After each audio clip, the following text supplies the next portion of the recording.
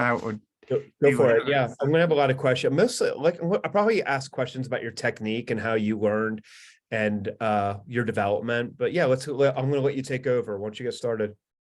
Cool, thanks. Yeah, I can do. I'll do that afterwards as well. But yes, because we're in a remote area as well, I always feel like uh, I get like brain fuzz quite badly. But let's have a look. Hopefully I've done. Did I share the screen or? Yeah, yeah, you're good. Yes, cool. I'll do it full screen. So Excellent. yeah, I guess this is a good summation of kind of my technique and stuff, and I'll get into that in a little bit. But this is just I've been an artist and an illustrator for about 12 years now. I'll just show a few things that I've done. So like this is kind of more like the editorial stuff that I'll do. And it's digital, but there's a lot of hand-drawn elements in there. I try and do as much by hand and then scan it in and put it all together. And this is kind of more some of my editorial work. I've got some the texture in some of the work is from my days when I was doing printmaking when I was in university. Sure. And I try and have like a big range of stuff that I do. So this is more more the editorial approach.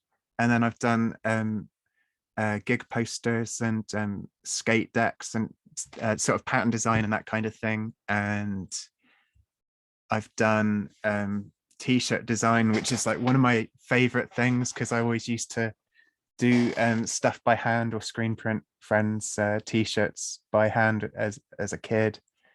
And then there's sort of the completely off the wall stuff. So the rug, I think it's like a 7 by 10 foot rug. No, that can't be right, but it's Wow. like I think it's That's 7 foot amazing. tall. It's like like you'll just have stuff come along sometimes and people would just be like it was woven in Egypt. It was like a project to try and get to keep the craft going of it was like a lost craft, I think. And I think they've done a lot of pattern work before, and they said when they that's translated from one of my paintings. I'd love to have that rug. How much did that rug retail? Are they still in production? This is one of the things. Some of them I don't think it ever sold. I have no idea where it ended up. It was like an entrepreneur putting things together. I think he owned like a textile factory, and he got a lot of artists together to try and pull something together to make something unique. And sadly, it just never happened. I remember they auctioned off one of my other ones. They did a digital style one with less detail, but God, I think they must have been like 10 grand at least to just. Oh my God, yeah. Well, that makes sense. The rugs are already really expensive. I would love to have that rug. I don't know if I'd rather have it on my floor or on my wall. It's great.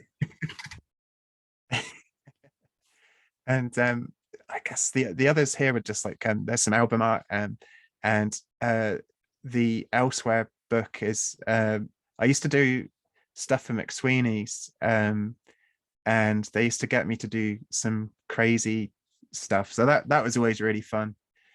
And then the stuff that I'm probably most known for my comics, like I did with No Brow. I used to do a lot of books of No Brow in their really early days, and then like I'll do, it's weird because it just comes out of nowhere, just like one-off comics. So this was like a newspaper spread, and I think that was when for me comics really gelled, because before that I would just I never really knew what I was sort of how to piece things together, and this was just compiling together all of my sketches in my sketchbook, and I would just write notes and shift things together.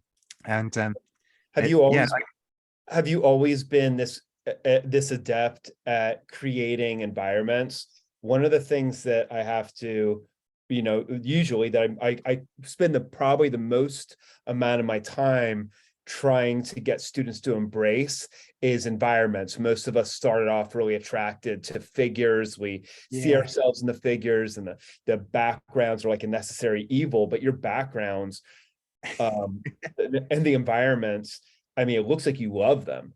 I mean, and if you draw a cloud, like you draw the hell out of a cloud, and you know exactly where it begins and it ends. And if you're drawing a pattern on the ground, you're drawing plants, everything you do looks like there's a real sense of confidence and joy behind it. How did it, when it comes to the environments as well as figures? Can you talk about that at all? Have you always been aware that you've had more of a knack for environments than other people?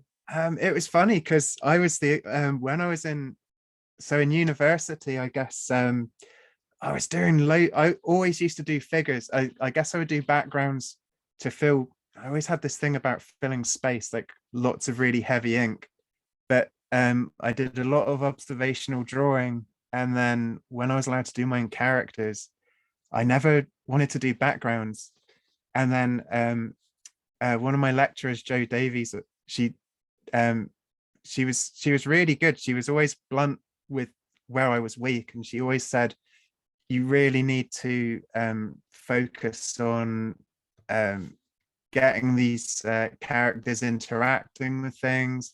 And I think it was because I was really influenced by the Beautiful Losers and skate art and all of that kind of West Coast stuff, like around LA. And they always used to have floating figures on like wheat paste stickers and graffiti and that kind of thing.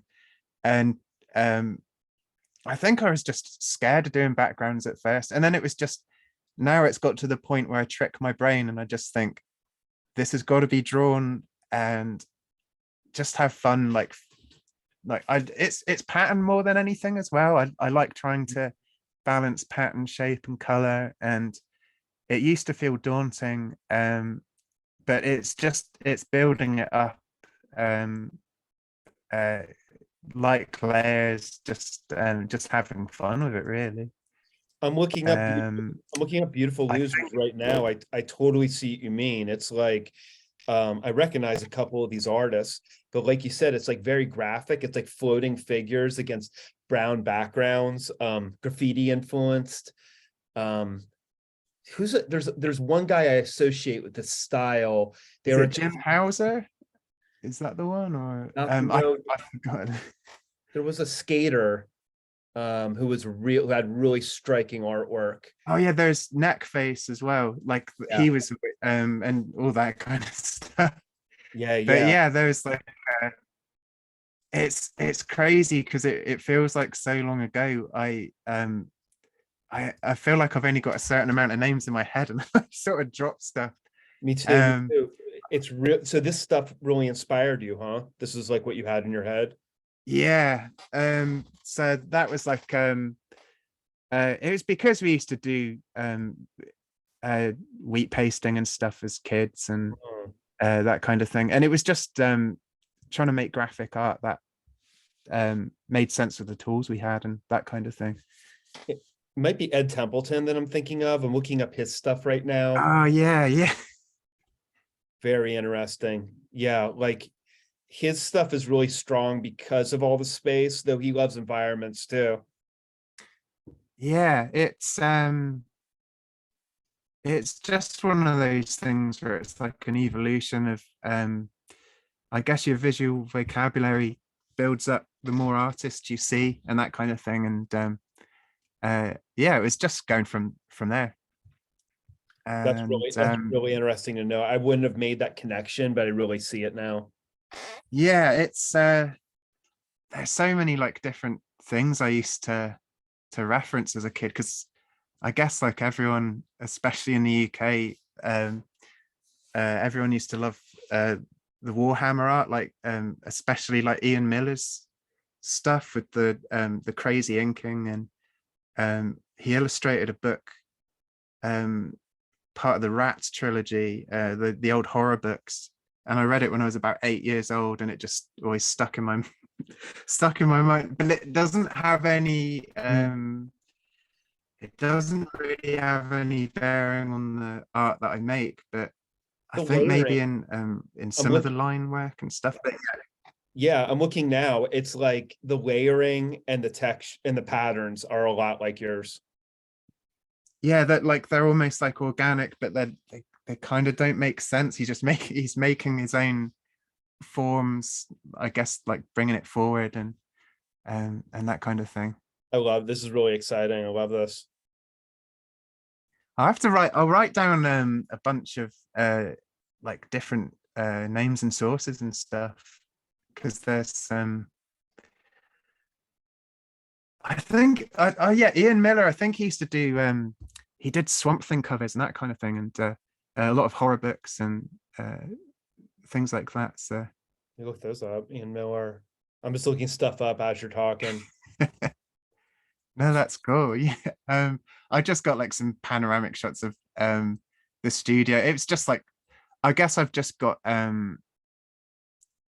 like my computer broke in a heat wave this year, but it was really old.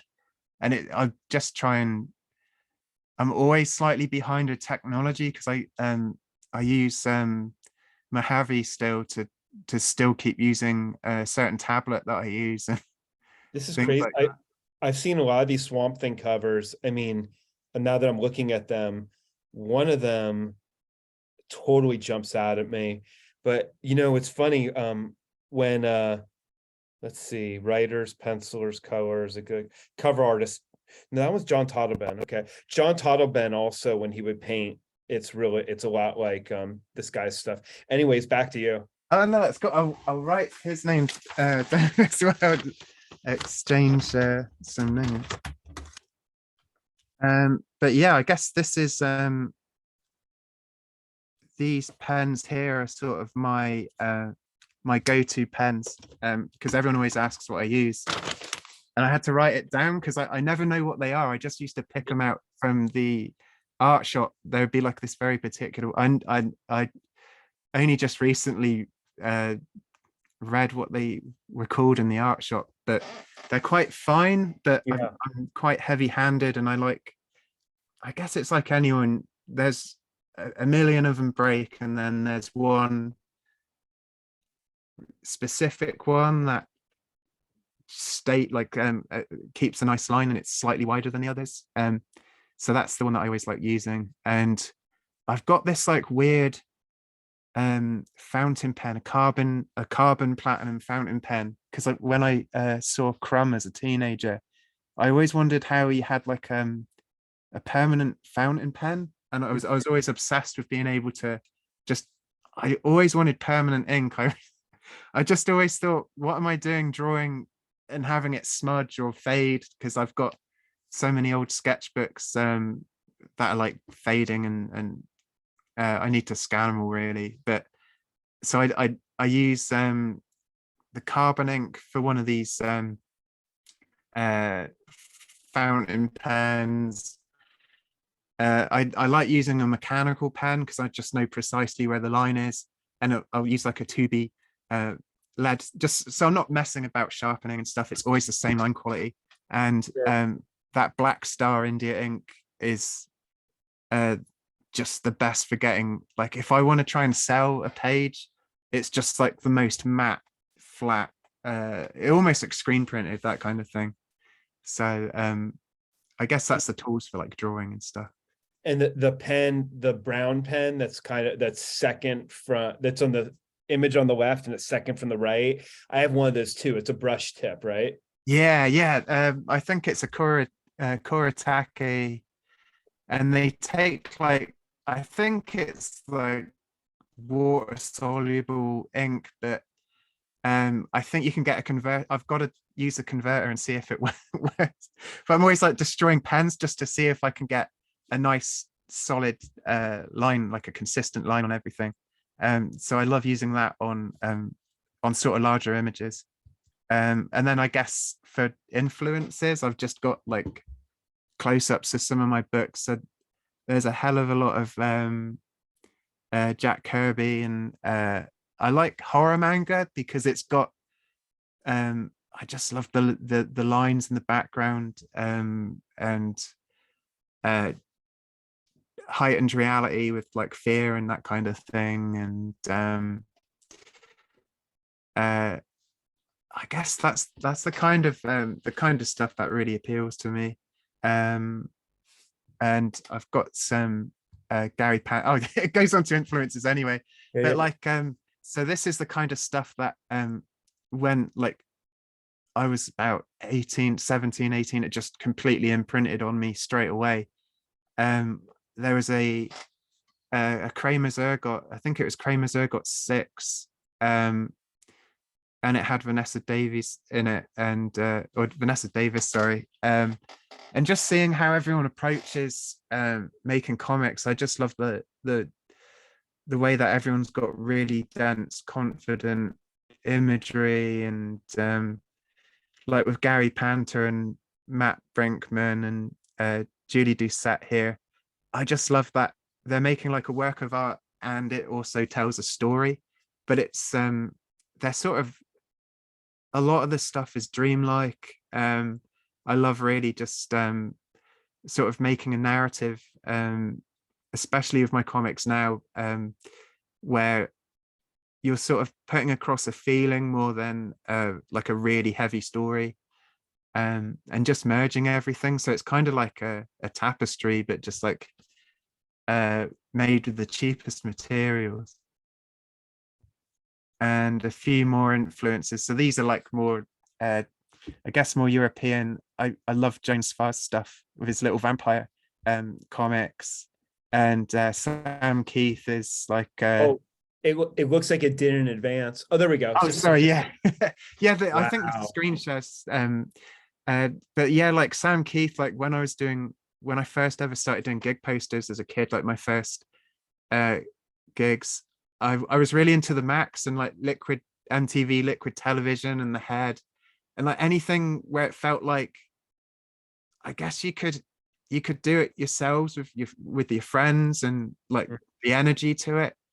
um and the other influences I had, because they didn't really like comics when I first went to university, but Dominique Goblet down in the left corner, her stuff, it sort of bridged the gap between I guess like fine art and comics, and then Jippy in the or Jippy in the top right. I just loved his watercolor drawings, just because they were just so effortless. But I use this as an example because his pen work um is great in its own right, and then the watercolors there are just like something else. Like it's just how he understands like natural light and these really organic colors. And then I had to include Jack Kirby's spreads. I just love uh Hmm. Commandy was like the first thing that I ever saw of his as a kid, and I just remember seeing a cover and it just saying "The Last Boy on Earth," and just as a little kid thinking like it was really gut wrenching. I thought it was really as a kid it just like brought out this existential dread in me, because I didn't it was just like in a comic shop, so I didn't get to see it until a little bit later in life. But just going past and just thinking, what's the point of going on if you're the last human? But then getting into it Yeah. when I was older, because I had He-Man and everything as a kid, I just realized, oh my God, this is the source of everything. Yeah. Like Yeah. he Yeah. just brought it. Um, so it was just that single point where everything spread. But at the same time, I really love like the really visionary stuff like Ditko and Steranko, just because I was looking through my comics from when I was a kid, and I was just naturally drawn to that stuff that's like really heavy inks, um, that just their own personal ways of like they just have their completely own unique visual language, and you can, I know it's off-putting to some people, but everything they do is so deliberate and intentional. And on the other side of that, I just wanted to share some of my painting influences. So I always loved Henry Rosu in the top left, Incredible. Martin Leman in the top right, Eric Revilius, and totally off the wall, Everett Peck's paintings. Um, I just love like naive or expressive kind of stuff, and uh, Eric Revilius's stuff. You probably can't see it down here, but on the hills, he has these. I guess it's kind of like how I would do brush, like quite thick brushwork in some of his images, and yeah, I guess that's just all stuff that really stuck with me throughout my entire life. And then this is stuff really old. I just kept scrapbooks of things that I liked. So I wasn't cutting up anything good, but like reproductions from British Marvel uh, comics and magazines, and then um, I guess just trying to study stuff either from TV or books or prints. I've got really bad eyesight, so I used to just take my glasses off and just color through like shape and form, just to. I guess this is around the time when I was getting frustrated with observational drawing, and I just wanted to get some of my influences in. So there's a lot of really nostalgia driven stuff. How old are these? They are from 2008, I think all this stuff is. So this Okay. was like You're like, as I really are you started. late 20s then or something? Yeah. So this is just like how I don't really get to do much of this stuff anymore, but Yeah. just how I arrived to the point where I do things today.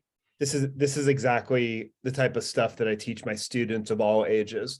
The image of the tractor and the image of the airplane, that's like a perfect contour drawing. And trying to get students to understand the freedom of doing contour is really illuminating for a lot of people. These are such good drawing. They're such good drawings and so good for students to see. Oh, cool. Yeah, it's just like I it there was this time, I guess, where I was really afraid of making mistakes, and I would just continue on. There's mistakes I can see in the tractor tires and stuff, but it was just Mm. this was a point when I just pushed through and just kept going. And I guess that came across in my style, just being really deliberate and taking full control of everything that I was doing.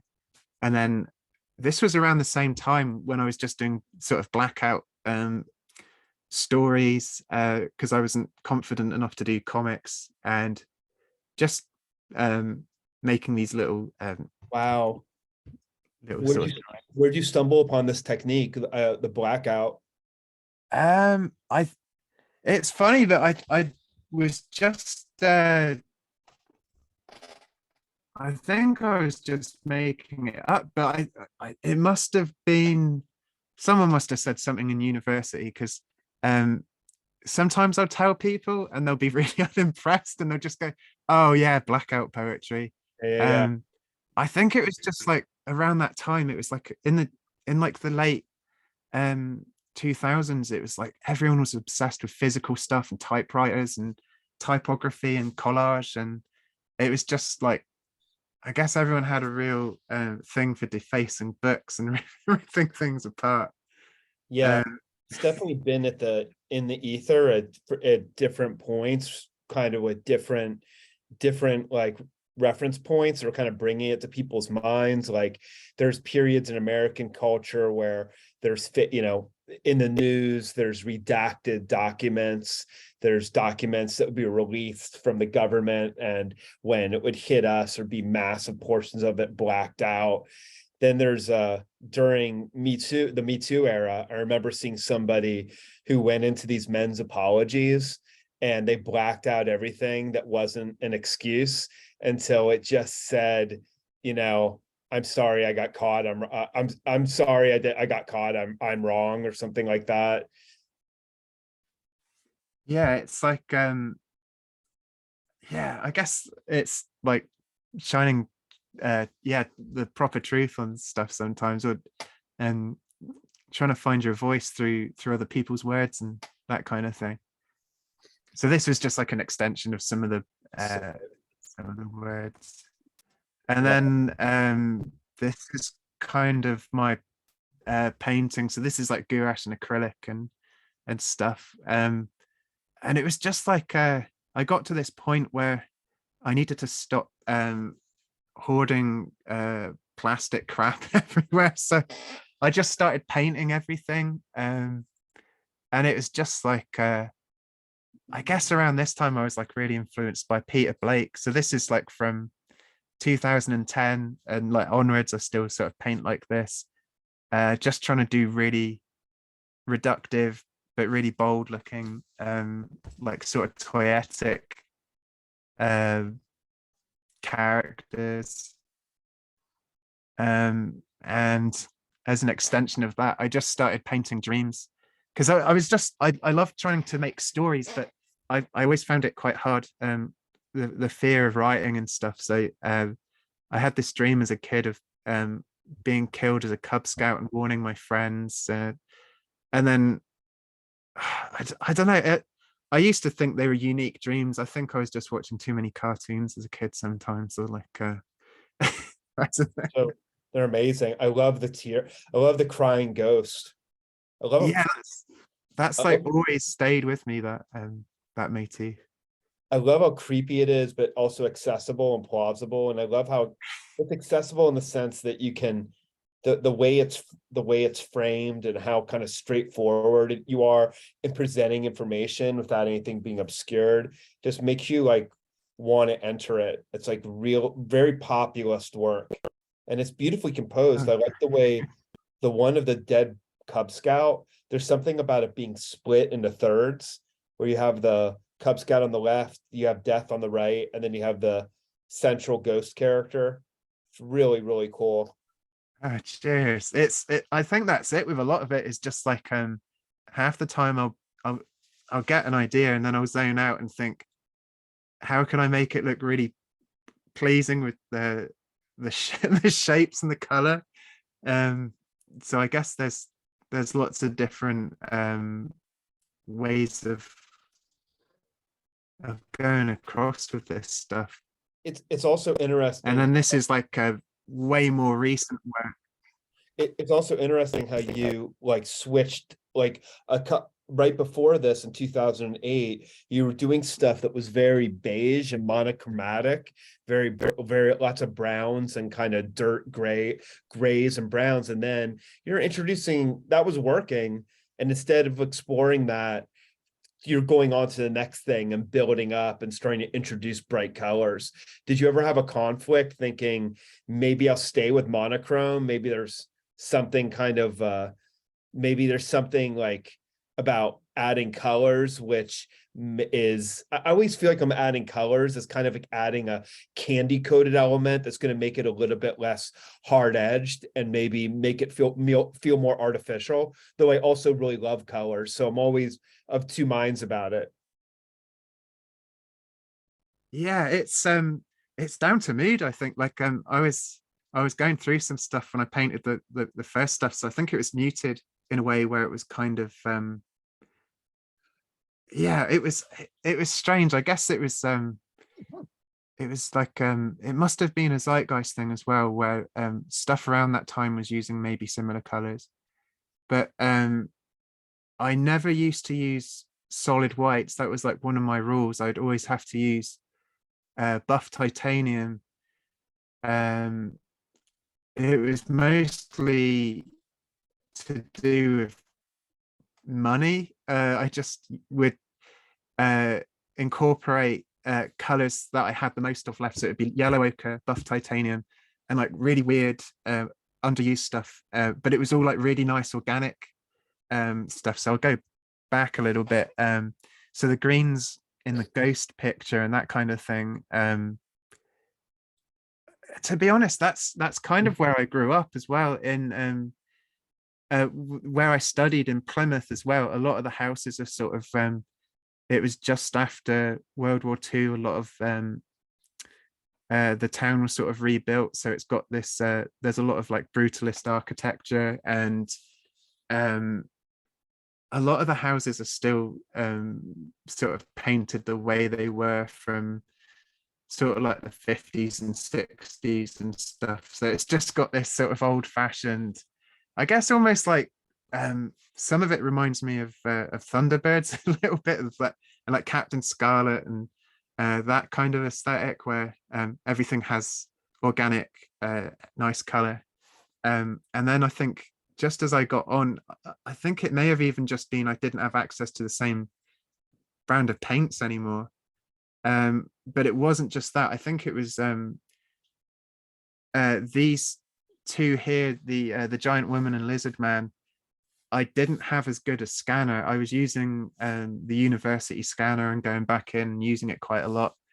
I finally managed to get one off an antique dealer, and they're ancient scanners. They're like 20 years old, Wow. and yeah, so that's why I'm still on my Mojave with my Mac and everything, just to make sure I can still use it.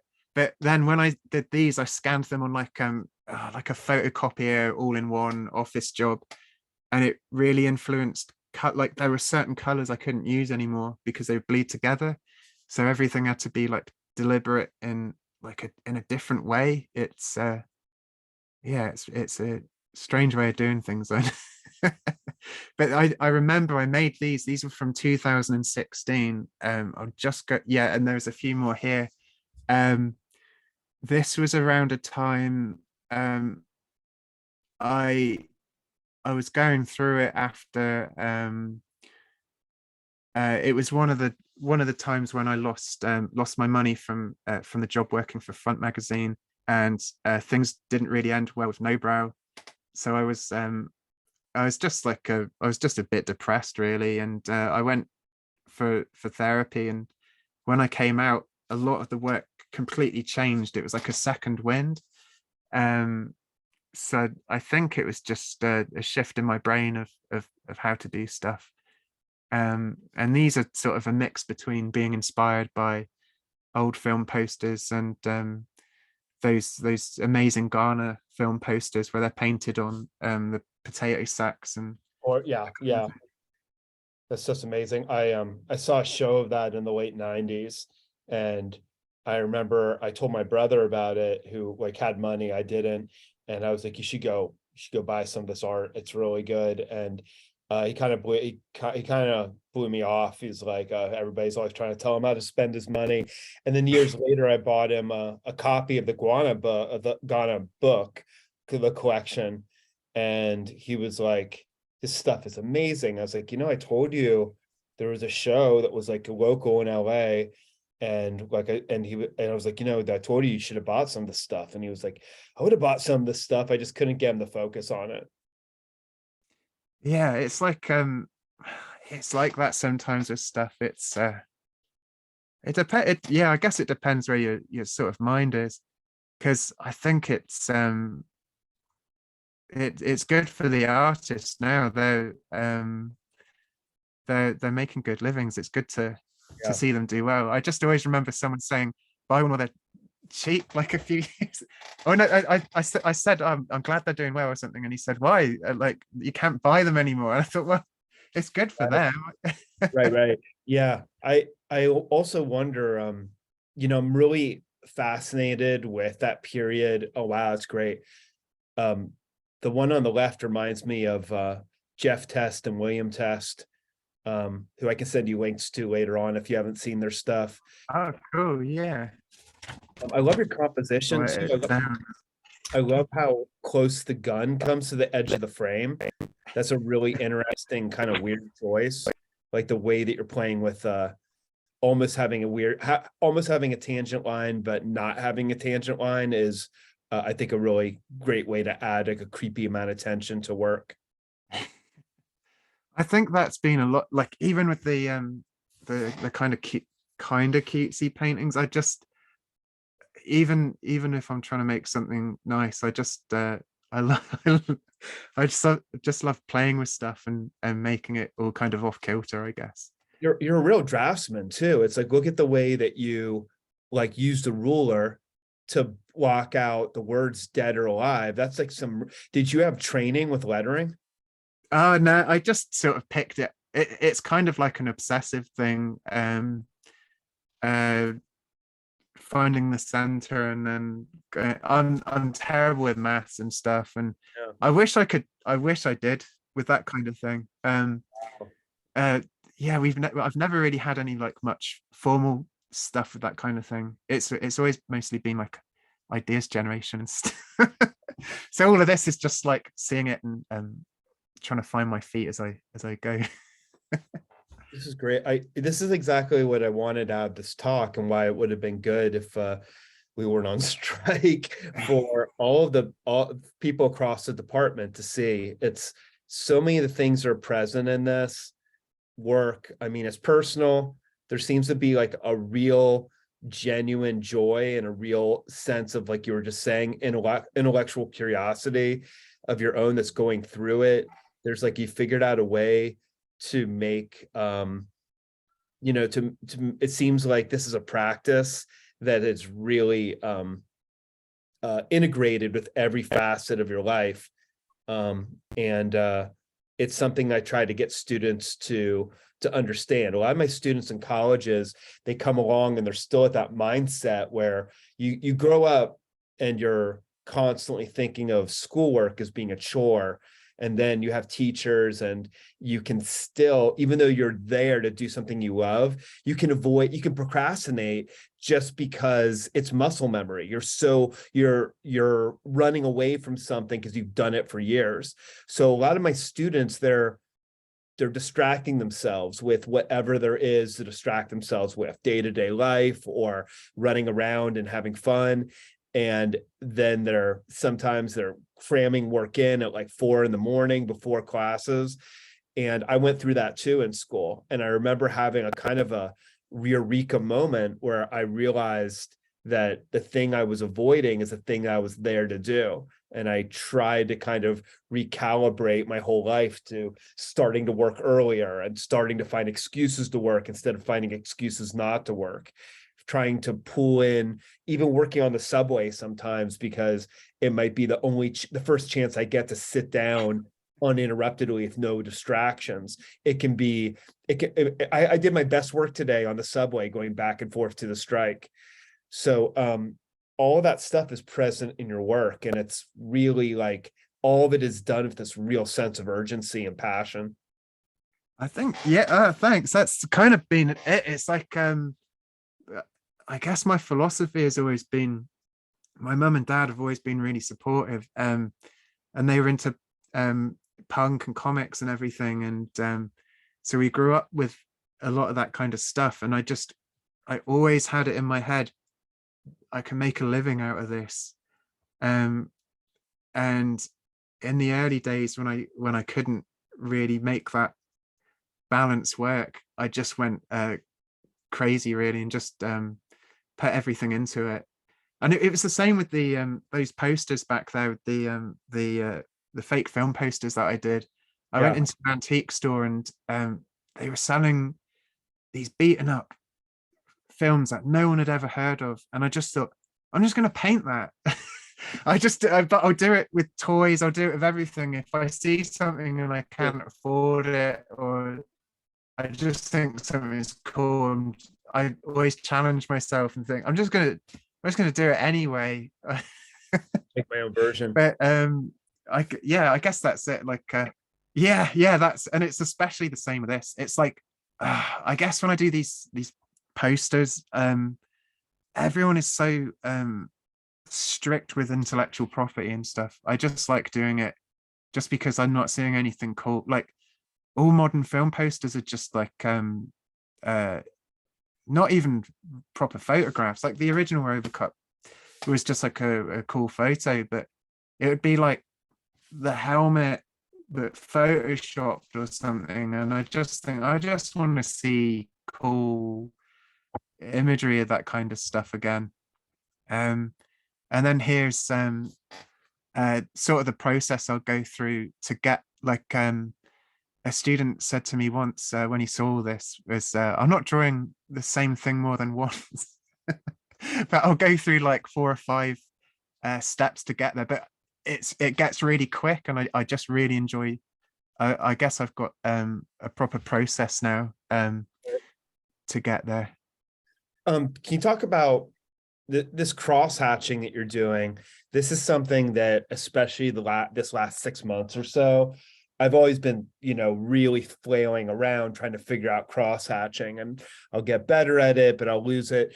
So lately, the way that you're doing very uniform patches of cross hatching, like the way on those rocks, for example, there's just a horizontal, there's a vertical and there's a diagonal, and I think that's it. And it's a very traditional way of hatching. I'd have to look in closer to see the way that you did the hatching on the inside of the skeleton's ribs. But can you talk about kind of cracking the code of cross hatching and what your process was? Yeah. For me, it was like because I used to do lino cuts and printmaking and stuff, everything's a binary process. And I guess combined with having terrible eyesight and like tremors in my hands, it just sort of produced this style which was like really deliberate, where it's like I can really, like, I can force my hand to stay still to do these correct lines. And I used to have this rule where lines couldn't meet. I don't know if I've got any images in here, but when I used to do hatching, it wasn't really hatching. It was more like a dithered line that would have line breaks and that kind of thing. A little bit like some of Edward Gorey and that kind of thing. Wow. But yeah, just like I guess it would be. It's the same with looking at Kirby. There's like there's rules that each person has, and I have to sort of. So for mine, there's a slight curve in the eye socket of the skeleton and that kind of thing. And I just try and, I guess sometimes even I'll make shapes up to fit the style of hatching I do. So in my visual language, like that rock, I mean, if anyone else drew it, it would just look like a lump, or like a I don't even know what else, but being able to put texture on top of it, it's in my visual language, it's like that's a rock, and that kind of thing. It's almost like drawing ASMR or something. Like it's just really therapeutic to get into this thing. And I can see I've written down Jim Woodring's name on one of them, and I think it was meant for me to say like buy Jim Woodring book before they go up in price or something, just to sort of study that kind. It's kind of like I guess silver point and etching and that kind of stuff. It's just because I'm not great with computers, I try and put the skill into the drawing, so it does most of the heavy lifting. So I would say that, imagine if somebody took, say, like Sean Phillips from Criminal with Ed Brubaker. Let's say a Sean Phillips character was walking through this environment. It would look fine. You might say those plants look a little bit stylized, but you would quickly kind of gather that was a look he was going for. But you were saying, I mean, not exactly the same thing you were saying, but you're talking about other people doing your shapes. I've copied your stuff before, because when I'm desperate, I'll copy people I like. I have a bunch of Harold Gray like photocopies of his environments around right now. His stuff also has you guys share a lot of DNA as well. You both there's a lot of things that you do similarly, kind of the sort of wide characters and the and the love of nature. So what am I saying? It's interesting that you've made this work. It's really interesting hearing how you've been forced to kind of adapt to, like you were saying, tremors and other physical limitations, and trying to maybe compete with the computers. I love all of that. It's really relatable. It's the same with it's so bizarre because up the road as well, I always wondered, why am I doing dead astronauts? The farm is sort of falling apart, and up the road they this is only really recently they've started to develop a spaceport, and it all feels kind of well, that feels coincidental, but it's fighting against technology, I think, the main theme. Because I just love keeping stuff traditional, because I can sell the drawings individually, Yeah. but also it's inspiring for kids if I'm helping kids. um I know some people that struggle to draw physically now because they've just known Procreate. Mm. um it's such an adaptive skill, and like I try to say to people, you don't have to be good at drawing, but just like trying to figure out space and that kind of thing. Yeah, it is weird to think that if you have an all digital, if you have an all digital technique, like, yeah, your computer can get wiped out. You can lose all the information in a way that, I don't know. I mean, you can lose your original artwork in a fire or a flood, but you're gonna have, if your house is on fire, you have problems no matter what. And even if you get a paper that's waterlogged, you were talking about using archival ink. I mean, I remember I've had my cat throw up on my pages and still found them to be salvageable. I spilled entire cups of water on pages, and it's funny because sometimes you'll use a few different pens, so you'll spill something on it, and maybe 10% of it will like get all blurry, and the rest of it is fine. When I was in undergrad, I was doing my first graphic novel, and I was doing a big double page spread, and it showed somebody on a bicycle seeing a woman that he immediately falls and becomes obsessed with, and she's like walking through a crosswalk, and it's her, and there's cars and there's buildings everywhere, and I was using some sort of like waterproof, not waterproof ink. And I always tell my students, there's been a lot of gains made where now a lot of times you don't even have to check. If you get a Faber-Castell or a Micron, of course, or a Kuretake, usually they're waterproof, like as a default thing. And anyways, I spilled something on it, and it was not waterproof, and it kind of turned into soup. But so I thought about redrawing it, but instead I just went back in and I kind of used white paint, and it's ended up being like the best page in the book. Because I had gotten so fussy with my stupid little like marks, the truth was that by spilling water on it, it made the street flood, and it made the car tire sink into the street. And then I just had to kind of clean it up a little bit. And it actually looked more like a photograph, because in a photograph, if you have a dark tire against a street, it will be black. Plus there's shadows. So all of the lines that I did, it got really base heavy at the bottom, and there's a couple things I lost, but nothing really essential. And it really was a important moment for me, understanding there's some lesson that I learned in that happening. That's amazing. I love it when you take pieces of paper as well and you stick over and just keep layering as well. It's really cool, that kind of stuff, because you're fighting against you're sort of like saying you're not gonna let it get to you, kind of thing, and to keep moving forward to that kind For of real, stuff. that's my constant mantra doing my work. And I'm fascinated. I think one of the reasons I love people like Ben Mara, who the work you were showing me by the Warhammer guy reminded me so much of Mara, but a different way, is that Mara would not only, he'll draw things in the most difficult way possible.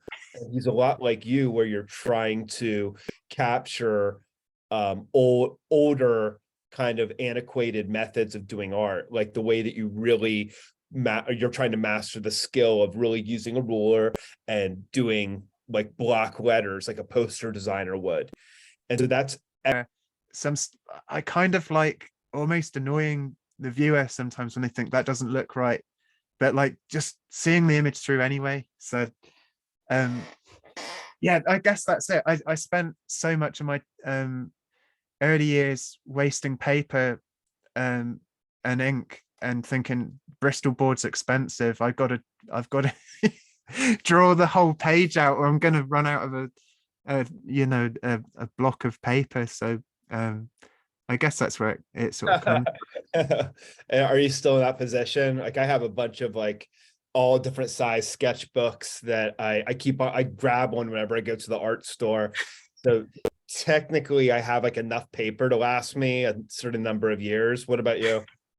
Yeah, it's the same. So I still keep this practice, but then like I don't have it there, but it's I've just got boxes and boxes of stuff ready to go. But then it's because you never know if they're ever going to make it again. Like there's been some they'll change the formula, and sometimes it will just start blotching, and I just think I should have stopped. Like I'll draw a comic, and then halfway through the comic, it doesn't make sense anymore. You know what's been killing me is like I did during Inktober, I did this whole kind of anti-Inktober series of comics. I did a comic every day for all of Inktober about not wanting to do Inktober, and at the end of every comic I'd get like stabbed in the eyeball usually. And I really started to like the comics. And they are, just because of the way my thinking is and how I jump around. I have them on a chair over here because I don't want to lose them. Every single one is in a different sketchbook. I can't just, when it comes time to scan it, I can't just flip through and find them in order. Some of them are on the back of like, the backs of envelopes, and some of them are in sketchbooks. And I've been thinking about going out and getting a really large envelope and then just putting them all in the envelope. And or finding some solution like that. And then I'm like, I should just make my own envelope if that's what I'm looking for. And I'm not sure. And then another part of me is like, I have these sketchbooks that are like this, kind of big, but they're thin, and you can fill them up Yeah. really easily. Like I think this one is, nope, this one's not full, but I do have one that's full. I could probably take one of these and shove all the artwork in there and then kind of tape it or put a rubber band around it. That would probably be a good way to do it. But if I don't do it soon, I'm going to lose them. But I also really love the way a full sketchbook looks. So I don't want to rip them apart, even though I 5 minutes after I do it, I won't care. That's the thing. Like I'll be really pressured of a sketchbook for like 5 years, and then I'll just go, oh, the hell with it, and just basically do something completely different. But I've forgotten why it was precious, and I don't know. It sort of makes sense in, in the end of it. We should collaborate. It would be cool if we did a thing where like we both did a figure and then like mailed it to the other person, and the other person does the background and another figure interacting with them. Oh And yeah, for sure. that'd be really cool.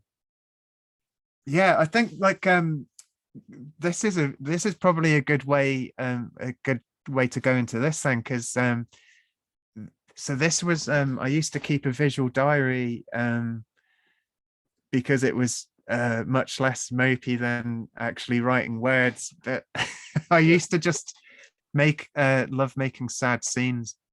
I've seen this. I remember it. I think I remember printing this out and showing it to my students, and also just completely being in awe of the way that you did the hatching on the ground, and kind of still am right now. I think this is kind of how Benjamin Mara even used to do, but that was the rule I used to have, was I wouldn't let things touch in a certain way, and then that was when it went on to. So this is the I something clicked in my mind when I realized, oh, you can make images out of your sketchbook drawings. It didn't click for years, and when you're saying about us combining things together, I think when I drew this, I sort of had Saul Steinberg in mind for the shape of the characters. They were all totally different, like they're not real cats. They're kind of, well, some are humanoid or some or a bit strange. And then I've got the color version there, but this was so long ago, it's just flat color. I think I was thinking of it as a screen print or something. Right. But yeah, that, I guess that was that. So when I came back to it, that was one of the first images I drew after I had therapy, because I remember taking it into the therapist saying, look what I've done. Right? They just didn't care at all. Really? Well, they didn't care because it didn't have anything to do with your therapy, or they did. Yeah, it was like I it's the, because with my philosophy, I just love taking stuff and keeping on going with them, a really positive thing. But I think we were sort of done, and they were kind of like, "This is great. I don't understand." Like, I think I was just trying to explain to them, um, uh, like I couldn't have done this before. Like I was in a real rut, and I kind of got my brain working again, and then yeah, I think they were just like, why have you just brought this drawing? Interesting. I mean, I was in therapy when I was in my 20s. It was before I really started to do comics. And my therapist didn't know anything about comics, but she would say, I don't know anything about this. I don't know if you're good at it, but I know that you love it. And so she thought it was a priority. And she's like, that's all I'm responding to. Yeah, that's how it should be, I guess, with everything. Like I still have no idea what I'm doing, especially like in response to clients. Like Mm. they'll just knock the hell out of me. You're so But then you're so consistent. Like that's interesting because when you do a client goes to you, I'm pretty sure they know what you're gonna get, what they're gonna get. It's not like you have, well, I suppose sometimes you have kind of a thick line, but your line tends to be the same, your rendering tends to be the same, your content tends to be the same. And like it's not like if you it's like if you draw an image of a jungle cat in a graveyard, it's going to be a Jack Teagle image the same way. I'm trying to think of a good example of somebody who just draws the way they draw. But you're one of those artists. It's like you developed a voice and you know how to hit this chord, and you're always getting different variations out of the same chord. yeah, I think it was just I've it I think I've just always been sort of conflicted with, am I doing this right? Like all like that, like, so I've tried to show as much personal work as I can, but this is commercial work here for skate decks and stuff, but Oh, you're constantly getting pushed back with stuff. But when I am allowed to do my own thing, I don't even know if it's drawing. It's more like, it feels like symbols to me now. Like I'm just layering symbol after symbol after symbol. Um, but yeah, it's a strange thing. And then I've just got like the little watercolor. So this is a lot of stuff that I've not really shown before, but it was uh, in the development of my wrestling comics. I was just trying to like, this was really early days when I would just do really slowed down little scenes, and I love it. I've never. I guess it was just like there are supposed to be few. Wow, I love that one of Oh, sorry. the devil in the living room is so good. That looks just like a condo that my dad has to move into when I was in high school. It's really cool. Thanks. It's yeah, I guess like it's got a wavy line. Like I remember that this was using like the cheapest nibs that the school art shop had. They were just terrible. They would just um break after like a single use sometimes, but you'd get a really cool like variation in them. and then it like it led on to all of this, the comics themselves. And I tried to paint around the same time. There was a local painter called Beryl Cook, who's like in that kind of school of British like naive painting, and it really influenced the whole wrestling thing. What was No Brow? Tell me about their history. You said things didn't really Yeah, they they're a weird bunch, because they they had a load of us, like they were sort of like they were doing kind of like what Retrofit did.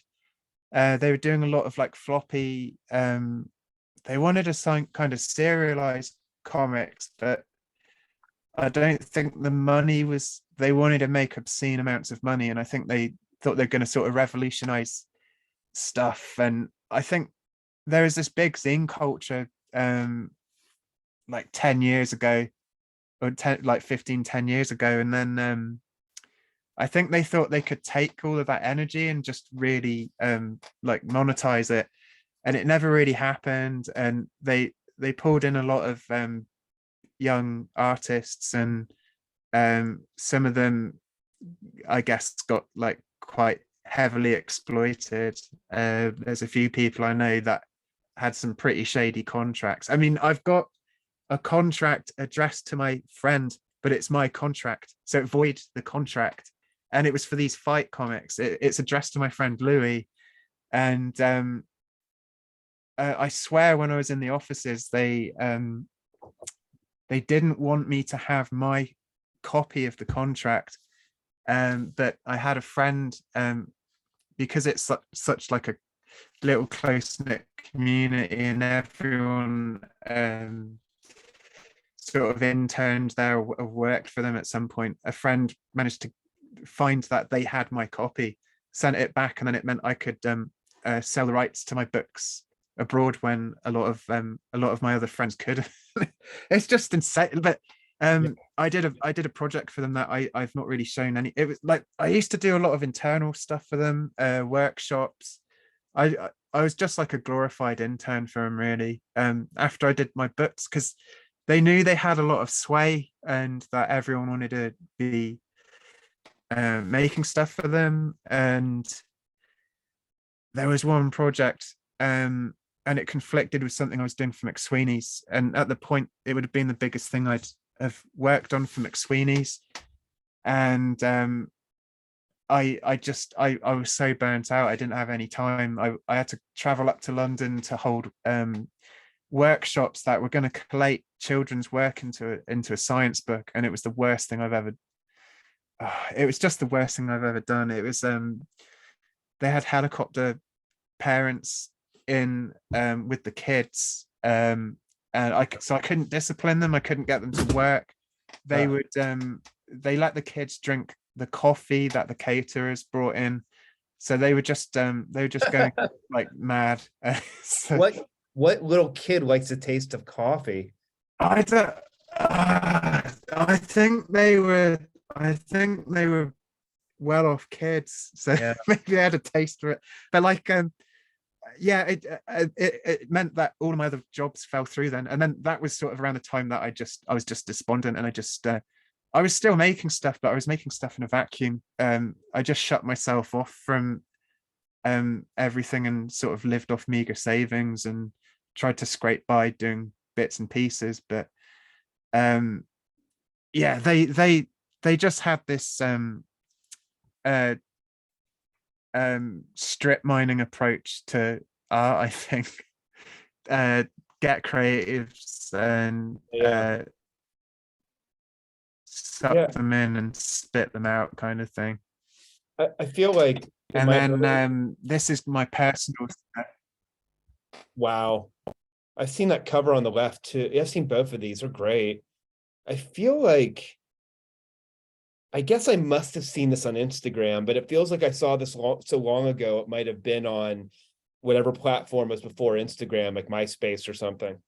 Yeah, I just like I come back to it. I think it was like black and white, and then I just kept tinkering with stuff. But this was sort of the stuff I was doing just to sort of get back on my feet, I think, after having such a Mm. terrible time with no brow. And Well, this is some of the no brow stuff again, like the earliest one that I ever did. tell me a little bit about your coloring, because you said that you're not a computer guy, but this must be digital coloring, right? What's your process? Yeah. Um, they didn't give me any help at all. They just it's the kind of thing with like clients where they've clearly got like a graphic design team, and for them, I swear it must be like a few easy steps, but it was like this laborious thing. Like it was kind of like lithograph printing, and I had to try and work at so the Jeff Job Hunter is just weird colors, but I just use a tablet and just do flat color, and then I'll multiply like a grayscale layer for shadow for a lot of modern stuff now. Um, and yeah, the book on the right is just something that just never took off really. It was for something in the UK that was trying to rival No Brow, and then they realized that comics don't make any money, and then the rights sort of just got sold like internationally. Uh, so just like tiny publishers around the world. This is before like uh, everything went crazy in Russia, because I managed to go over there into Kazakhstan, and I Wow. realized I have like a like the biggest fan base I've got is in uh the um ex-Soviet Union. That's really interesting. What's your And then relationship with the fan base like? Do you ship work over there? And what's that? That must be really expensive. yeah, like I when I went over there, it was the only time that I've sent art. I've like it's very before there was any like trouble abroad. I had like very limited communication with everyone, so it was like when I went over, it was the first time I'd seen any any actual fans. So it was like the one and only time when I just um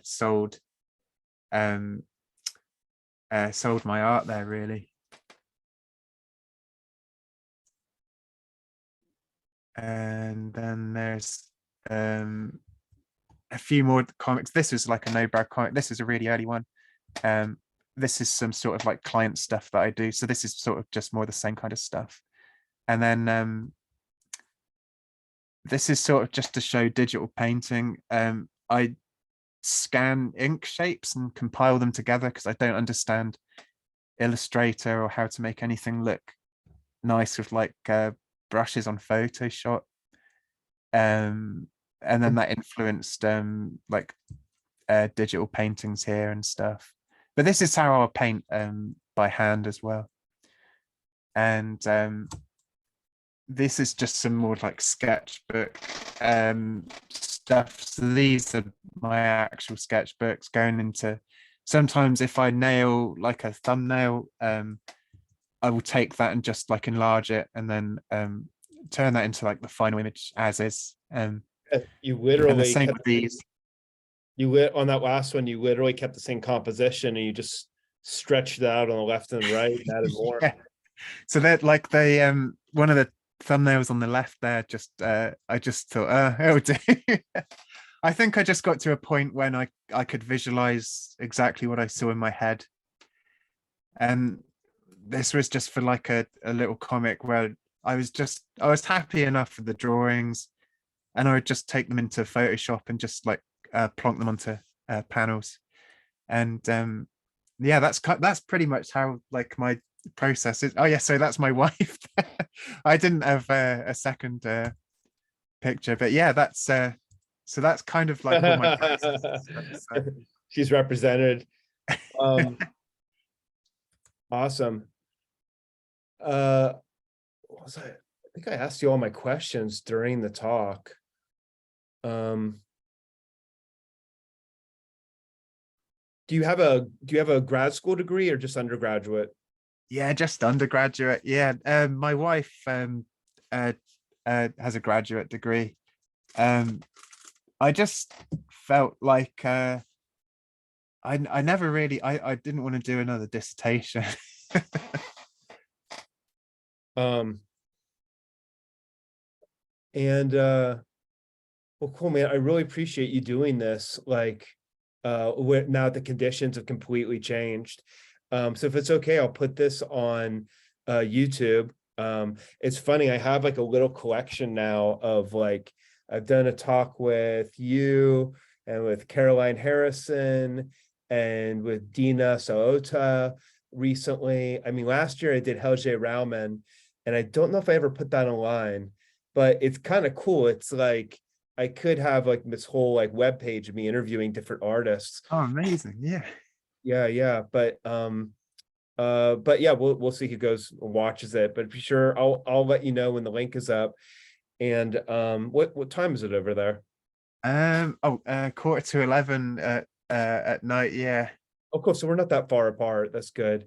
I was talking to Dina last week, and it was midnight by the time we were done. Yeah, she was in Switzerland, I think. Oh, cool. Yeah, no, it's nice to know the connection holds up, because we're sort of like in a bit of a backwater hit. Like we I think it's like 7 megabits per second or whatever it is here. So like it's been that way for years. When COVID happened, all my classes immediately became, went remote, and my life would have been so different if I had a different internet connection, if there was a building blocking my signal or whatever, because I was teaching 6 or 7 days a week, private classes, community center classes, international classes, et cetera, and and college classes. It was all me staring at my computer. I had been running around so much, though, it felt, I actually, probably the first year, I never got sick of just being able to sit down for a minute, because I used to I'd have to get on my bike, and I'd be biking 110 blocks to a school and then back up at the end of the night, sometimes across town and then back towards my apartment. But yeah, I can't imagine doing it now, though. I'm still kind of half in, half out. I can't imagine doing it full time. Yeah, I think that's been it for everyone. Just like it makes you realize, yeah, it's a funny old thing. It's great to meet you. I am going to let you go, and I'll let you know when I've uploaded this. Oh, And brilliant. thank you so much, man. Oh no, thanks so much. It's so good to meet you after all these years with because it must have been Flickr as well, and Fort Kirby and everything, and like yeah, it's like things come and go. So it's nice to keep to have these What about Fort Kirby? Are you still in touch with Box? Yeah, I haven't spoken to him for a little while. I think I used to just Facebook message him, and Yeah. so, yeah, no, he's been really cool, because he got me to do one of the books for retro. Yeah. Did you invite him to do the thing for I forget if you said it was for No Brow, but or mix or so some magazine. Yeah. Was that before or after you did the retrofit book? I think it might have been a little bit after. Yeah. Oh wait. It's so hard to tell. I think it may have been a little bit before, even 2014 or 15. He's one of the people I've known the longest in comics. Yeah, because he and I met like in 2007, I think, and we were both taking. I was an unofficial TA in Tom Hart's class, and he was taking it like as a student. I think he took it twice, and he was doing his old comic. But yeah, it's like it's great to see where he's taken it, how consistent he's remained. He just did a book on Putin that I think looks fantastic. Yeah, I love those books. They're so informative. Have you ever seen Daryl Cunningham's work from the UK as well? Because he does similar infographic stuff. I've got sorry, I've got some of his books here. He did Psychiatric Tales and Super Crash, but he does like similar Oh, I don't think oh, wait, infographics. I know that. Hold it up again, like, so I can see the cover. I don't recognize the cover, but I feel like I recognize the interior. I think he's it might be different covers for different parts of the world as well, but he did it's funny as well, it's such a small world, because the first time I saw Box's comics were blank slate books in the UK, and they published Daryl's book there as well, so yeah, it's Right. Yeah. Well, it's funny, when he did Retrofit, he created such an umbrella for that supported people and helped them get like a step up at a really vital point in their careers. That's how I felt. And hopefully you take that, now that Retrofit is not around anymore, the people who were there are still hopefully moving along. And I've started to be, as a teacher, somebody teaches so much, I'll see my students, all of a sudden they're up and out and on their own feet and doing their own careers. And I have some small part in that. And it's really, it's doing comics is so alienating and it's so isolating and lonely. It's really good to have that kind of facet to it where you are touching people's lives. yeah, absolutely. I think that's it. It's just like I kind of want to be there for kids, so they don't have to go through the same pain in the ass steps that I had to go through when I was trying to figure out something for like 5 years. But the trick is not having, I mean, I've had the same experience you're describing at working at a school where they come from entitlement, and it can be, kids are kids. So there's, you'll have good kids, and you have good kids in that group, and you'll even have good parts of kids who have behavioral problems. But it can be a lot. I remember I was working at this one school, and I was teaching a summer program, and this girl did a complete comic. She filled an entire sketchbook from beginning to end in like a week or two, and then she left it behind. And I wrote the parents and said, let me just drop this in the mail and send it to you. And they were like, oh, we'll pick it up. And they never did. And I remember years later, I saw the thing still at the school on a shelf, and I just took it. And it's this precious object, or this kid has like, these weird comics she did about her best friend and her being ghost hunters. And, but, then you get the parents it was just one more diversion that they could enroll their kid in the summer to them. It wasn't like something that they felt like the girl like really needed it as an essential link to a mentor or something like that. But I've had a lot of students for the other way. I found another sketchbook last year, realized that somehow I ended up with this thing, and I contacted the girl's mother, and she was so grateful. And she was like, she asked me, she chatted me up and told me all about how the girl was doing. And the kid was like 13 now, and she had been like 9 when she did it, and was really eager to see this old work she did. So Oh, that's amazing. It's the same here. Like there's not really any art classes for especially young kids. So when I do like out of curricular workshops, the parents come up and just say, like, this is the only chance that our kids get to really do art anymore. So you can see it from like all different angles, but it's cool to see how they progress, because a lot of them use it as well for I guess just to focus. There's a young boy that I see and just sort of help because he really struggles with focus because of his autism, and it just helps center everything on the page. And yeah, it's what it makes it all worth doing, I think. yeah. Cool. I'm gonna let you hit it, man. Cool. I'll be in touch. Thank you. Thanks so much, Josh. Cheers. Really generous of you. Thank you. That's okay. Thanks. Bye. Bye. Cheers.